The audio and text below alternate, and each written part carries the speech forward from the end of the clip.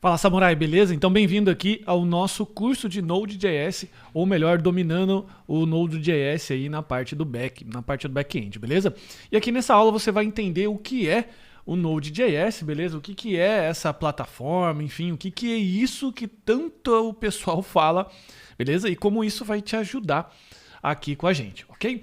Então, para a gente poder entender, eu fiz aqui um pequeno esquema de funcionamento geral para que a gente pudesse até nivelar aqui a experiência de cada pessoa que estiver assistindo a nossa aula, ok? Então, vamos imaginar que a gente tem esse ambiente aqui. A gente tem aqui um site ou então a gente tem um aplicativo, normalmente é uma pessoa que utiliza isso aqui, ok? É uma pessoa que fica ali clicando com o mouse, enfim, com o celular aberto, fica utilizando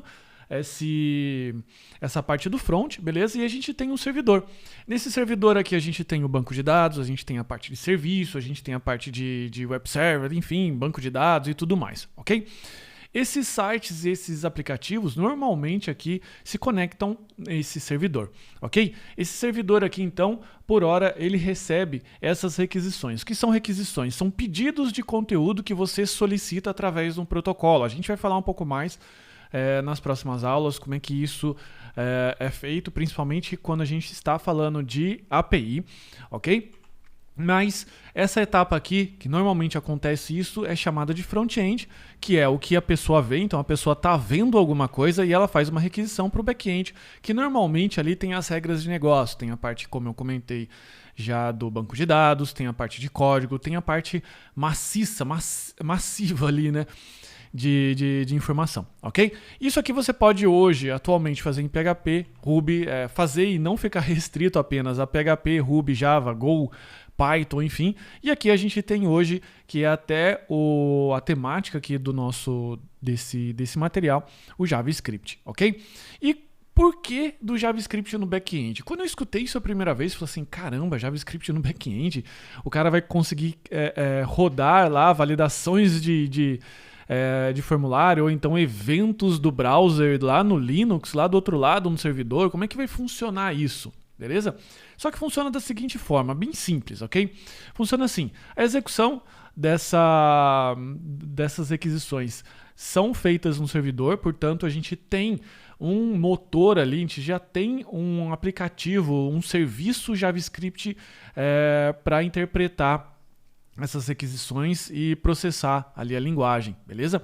Então, o que a gente pode dizer que o Node.js ele é uma plataforma que utiliza a linguagem JavaScript para executar aquilo que você programou, beleza? Então, é importante você entender que JavaScript é uma linguagem, só que a gente tem o JavaScript que roda na parte do front, beleza? E front ele está incluso sites, está incluso a parte mobile, ok? Até em algumas situações também o desktop.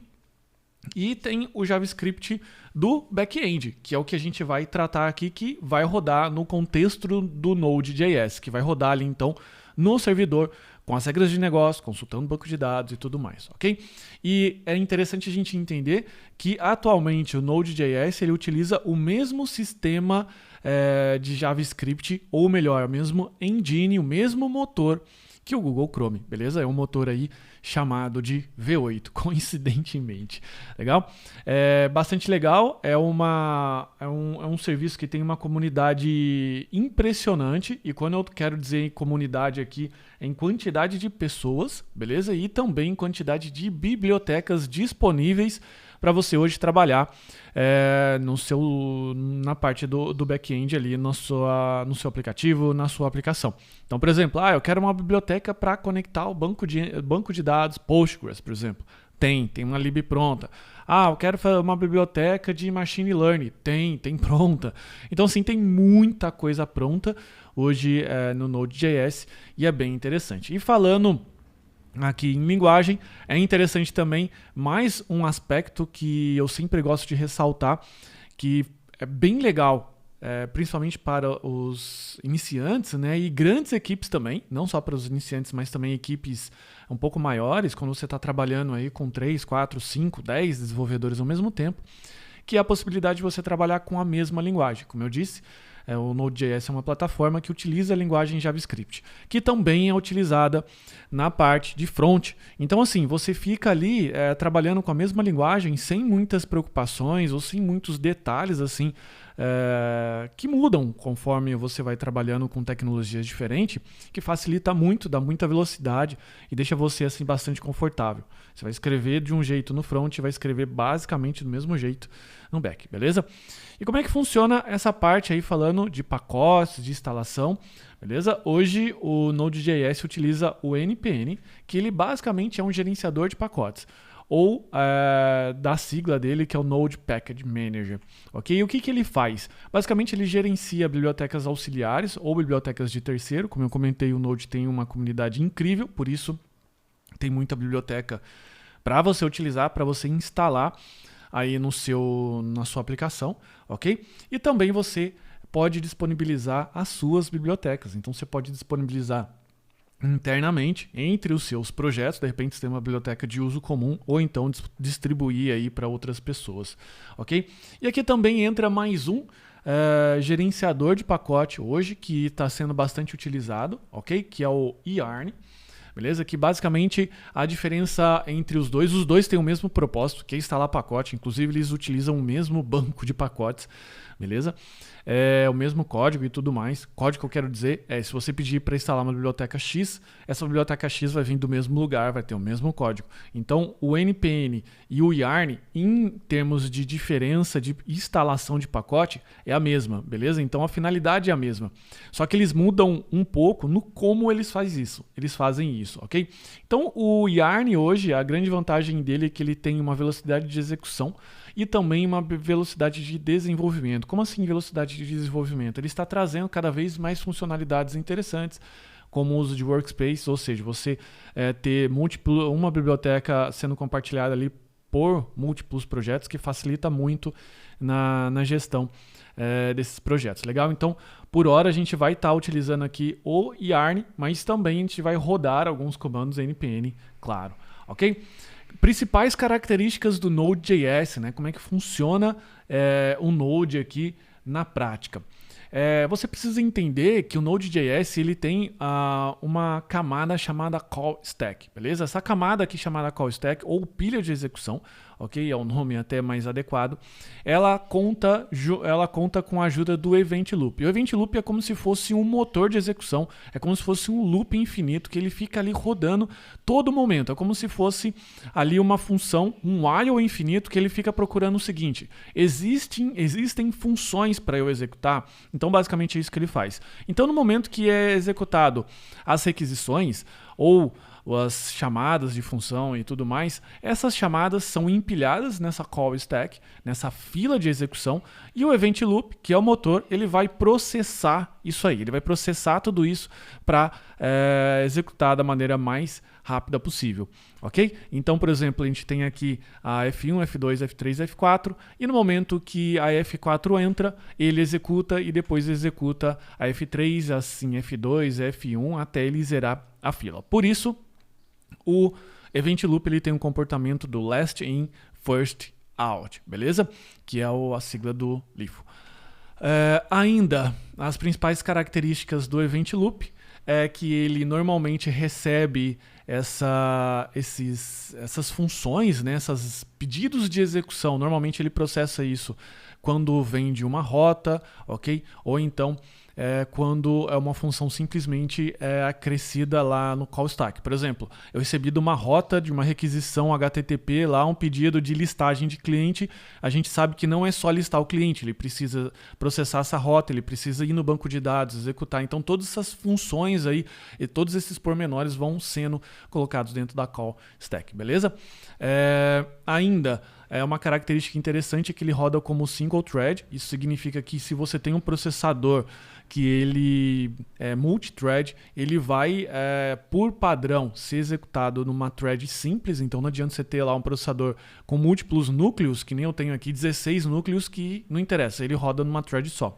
Porém, hoje a gente tem a libuv, que é uma biblioteca que é feita em C++, que já está contornando essa situação. E ela permite rodar em background threads, ou seja, ela faz ali todo um processo de execução que permite você rodar em múltiplos processadores, ok?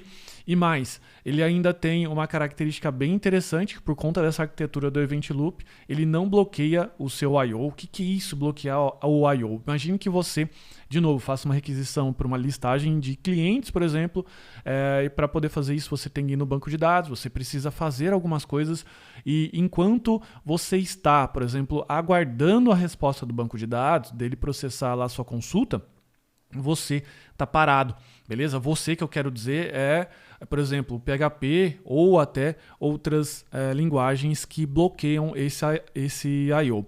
E essa ação de bloqueio, por mais que aconteça ali por milissegundos, ela é prejudicial quando você tem um servidor com muitas e muitas requisições, beleza? Então isso faz com que o Node.js ele não espere a resposta completa para processar as próximas requisições, fazendo com que ele seja muito mais eficiente do que as outras formas de se processar a requisição, beleza? Sendo ideal para situações como, por exemplo, real-time, chats e tudo mais. A gente tem também aqui situações de telemetria. O que é a situação de telemetria? Que a gente tem aqueles gráficos lá que eles ficam se atualizando, né, a todo momento. Então isso aí também é bastante legal de utilizar. Ok? Frameworks, que opções que a gente tem hoje, já que o Node.js ele é uma plataforma, ele roda, né, o código JavaScript. Agora, transformar o Node.js num web server, por exemplo, num serviço de requisição HTTP, você vai precisar de um framework, beleza?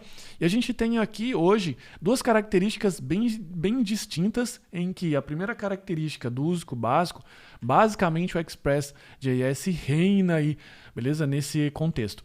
Ele é bastante flexível, então quando eu digo flexível, você pode fazer o que você quiser. Não tem uma arquitetura fechada, não tem um padrão fechado. Tem, claro, boas práticas que você pode executar, mas você faz da maneira que você bem entender.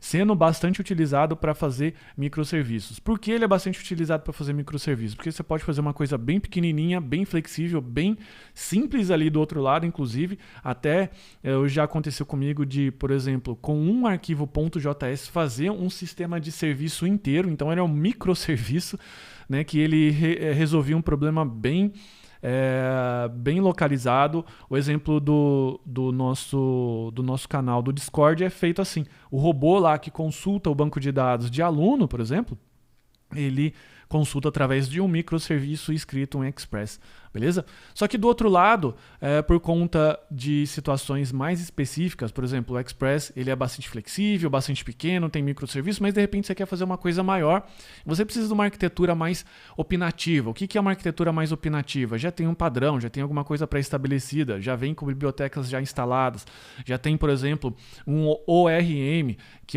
é a possibilidade de você conectar um banco de dados e criação de tabelas ali sem precisar ficar manipulando muito SQL, ok? Então a gente tem essas duas opções. Basicamente hoje é o Adonis e o Nest.js, sendo que o Adonis aqui a gente vai utilizar para situações, aí como eu disse, um pouco mais complexas, legal?